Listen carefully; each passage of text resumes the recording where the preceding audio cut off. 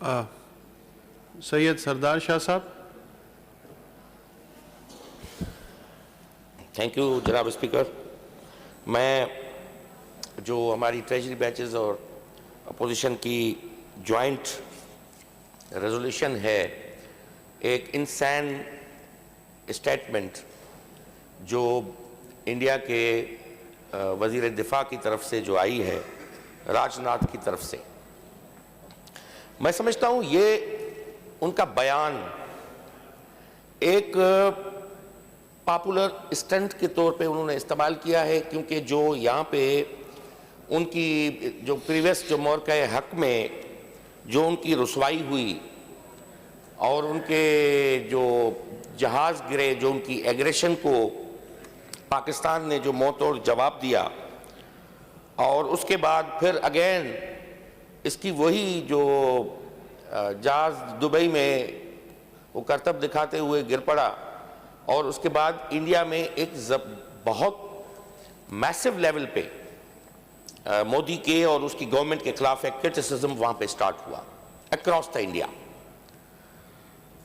अब उसने जो बात की है, मैं समझता हूँ कि उसने एक तारीख के साथ एक मजाक किया है। उसने एक ऐसी जाहिलाना पागलपन पे मबनी उसने स्टेटमेंट दी है कि सिंध जो है वो इंडिया का हिस्सा हो सकता है और हमेशा रहा है। अब उसको पागल को पता नहीं है, उसने तारीख नहीं पढ़ी, उसने महात्मा गांधी को भी नहीं पढ़ा, उसने जवाहरलाल नेहरू की डिस्कवरी ऑफ इंडिया को भी नहीं पढ़ा उसने, और उसने x Indian president Radha Krishna को भी नहीं पढ़ा। जनाब स्पीकर, हकीकत यह है कि सिंध एक हकीकत है।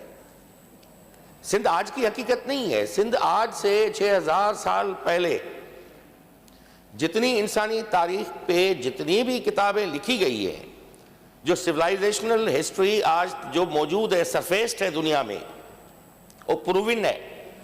उसमें सिंध 6000 साल पहले था, और सिंध था इस हमारी जो सिंधु जो लाइफ लाइन है इस पाकिस्तान की, जिस पे उन्होंने गनाउनी साजिश की हमला करने की, ये उसके दम से वो तहजीब कायम हुई। और दुनिया का पहला किताब ऋग्वेदा वो इसी सिंधु के किनारों पे लिखा गया, और उसी ऋग्वेदा में जिस पे बाद में हिंदू मजहब कायम हुआ।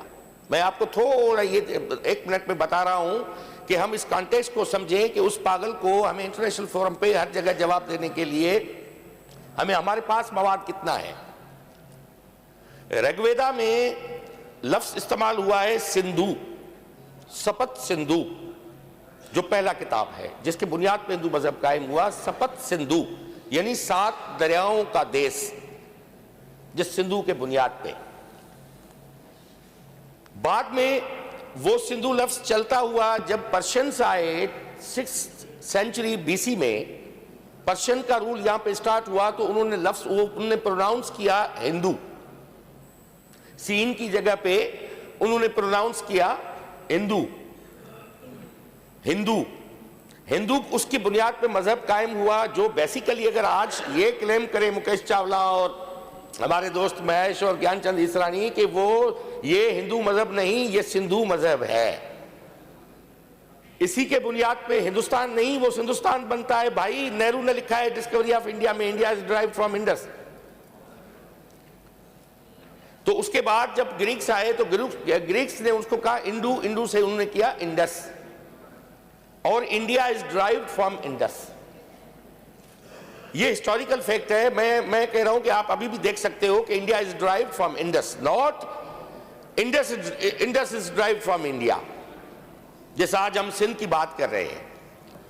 तो इसने वो तारीखी उसको डिस्टॉर्ट किया। बाद में सिंध जो है वो एक आज़ाद मुल्क रहा। 1843 में अंग्रेज आए, उन्होंने आके जब इस पे हमला किया तो उस वक्त जो है वो पार्ट बनाया बम्बई, जो इस रेजोल्यूशन में जिसका तज़किरा किया गया है कि बम्बई रेजिडेंसी में एक आज़ाद मुल्क को एक कमिश्नर की हैसियत में देके बम्बई का हिस्सा बनाया गया, और गवर्नर जनरल के अंडर में वो आज़ाद मुल्क सिंध जो है उसके अंडर में आया।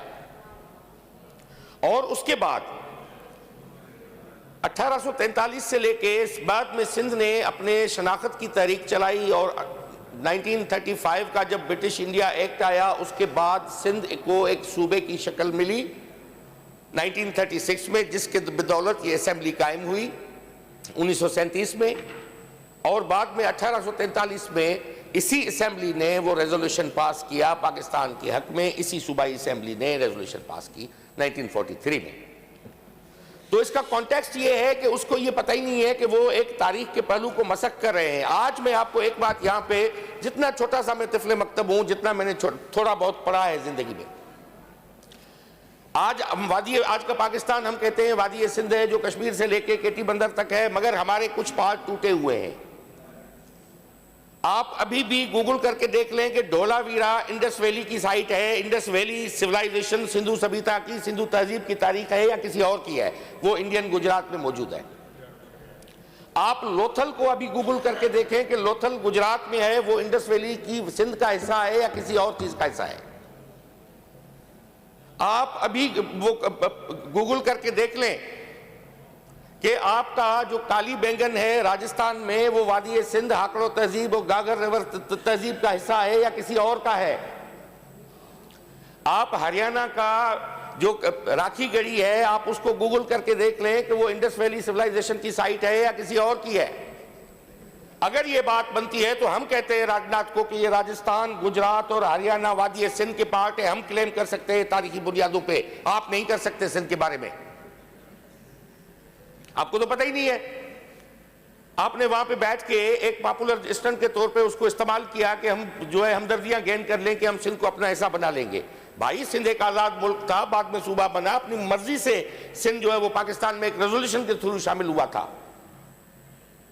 आज जो जुल्म उन्होंने ढाए हैं वहां पे, वो वहां पे जो हमारे राजस्थान में, गुजरात में, आपके हरियाणा में जो हमारी मुस्लिम जो वहां पे आबाद है, जो सिंधी आबाद है, मैं सिंध से कहता हूं, मैं सिंधी जो लोग वहां पे सिंधी स्पीकिंग आबाद है, उनके साथ मोदी ने जो अशर किया था गुजरात का जब चीफ मिनिस्टर था, जिसको बुचर ऑफ गुजरात का नाम दिया गया, उनके साथ क्या अशर हुआ। आज कच्छ भुज में चले जाओ, आज बनी में चले जाओ, सिंधी स्पीकिंग वहां पे बोलने वाले बैठे हैं।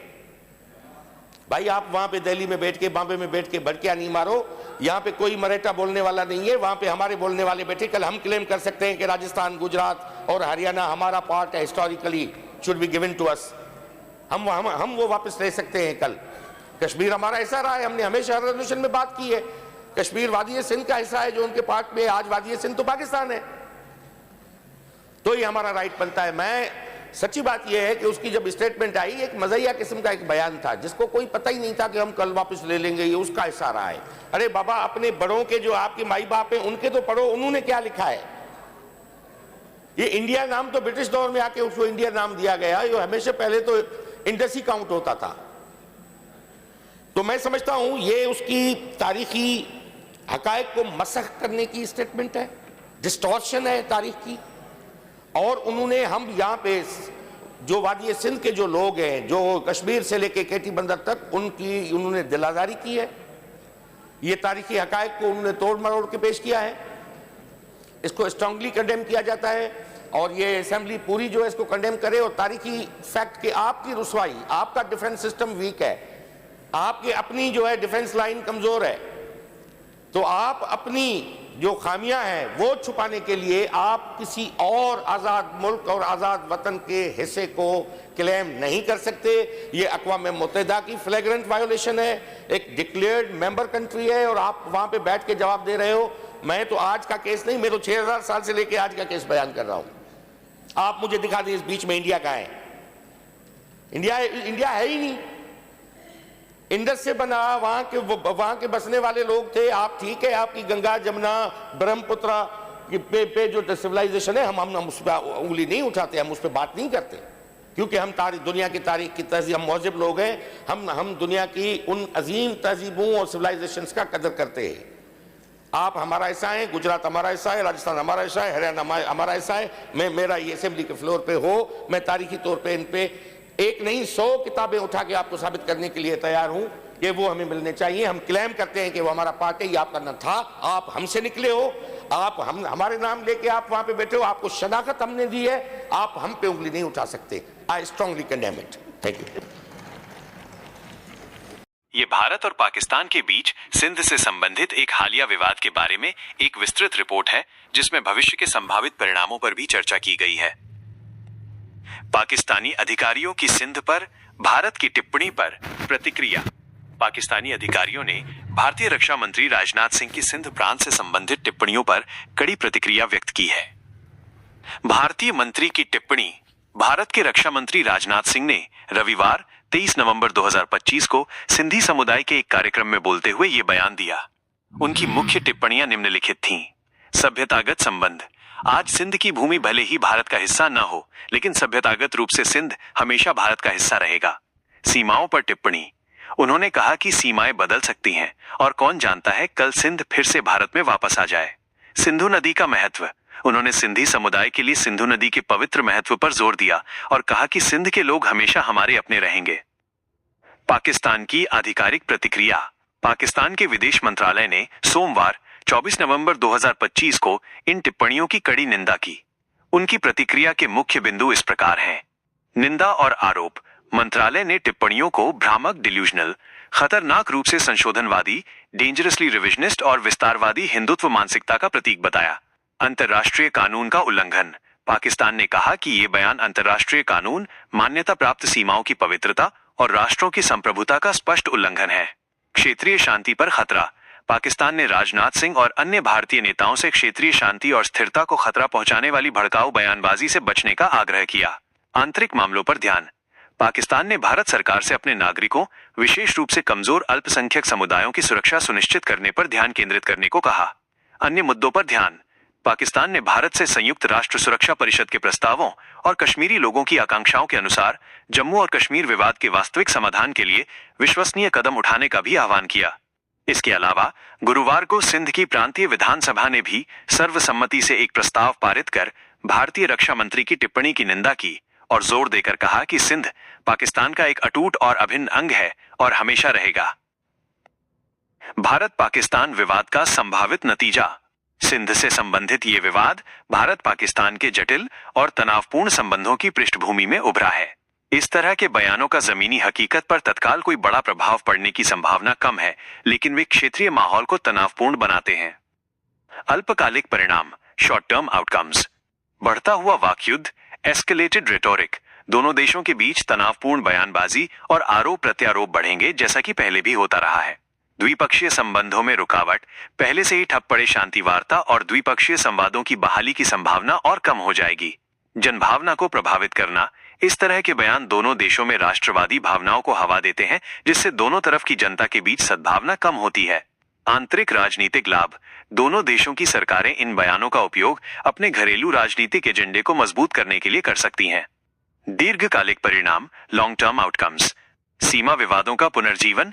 यह बयान भारत और पाकिस्तान के बीच पहले से मौजूद क्षेत्रीय और सीमा विवादों जैसे सर क्रीक और जम्मू कश्मीर मुद्दे को फिर से सुर्खियों में ला सकता है। सर क्रीक विवाद, जो कच्छ के रन और सिंध के बीच एक ज्वारीय मुहाना है, एक ऐसा विवाद है जिसके समाधान में राजनीतिक इच्छा शक्ति की कमी है। वैश्विक मंचों पर प्रभाव। पाकिस्तान अंतर्राष्ट्रीय मंचों पर इन टिप्पणियों को भारत के विस्तारवादी डिजाइन के उदाहरण के रूप में उपयोग कर सकता है। हालांकि इससे भारत की अंतर्राष्ट्रीय स्थिति पर बड़ा प्रभाव पड़ने की संभावना कम है। तनाव में वृद्धि, लेकिन युद्ध नहीं। विशेषज्ञों का मानना है कि इस तरह के बयानों से तनाव में वृद्धि जरूर होगी, लेकिन पूर्ण पैमाने पर युद्ध जैसी स्थिति उत्पन्न होने की संभावना नहीं है, क्योंकि दोनों परमाणु शक्ति संपन्न राष्ट्र हैं और सैन्य संघर्ष दोनों के लिए विनाशकारी होगा। कूटनीति की आवश्यकता। अंततः यह विवाद दोनों देशों को यह याद दिलाता है कि आपसी विश्वास, सहयोग और अंतर्राष्ट्रीय मानदंडों के पालन पर आधारित सतत कूटनीति ही क्षेत्रीय स्थिरता का एकमात्र मार्ग है। संक्षेप में, इस विवाद का तत्काल कोई बड़ा क्षेत्रीय बदलाव होने की संभावना नहीं है। इसका मुख्य परिणाम दोनों देशों के बीच राजनीतिक तनाव को और बढ़ाना और भविष्य में द्विपक्षीय संबंधों की बहाली को और अधिक कठिन बनाना होगा।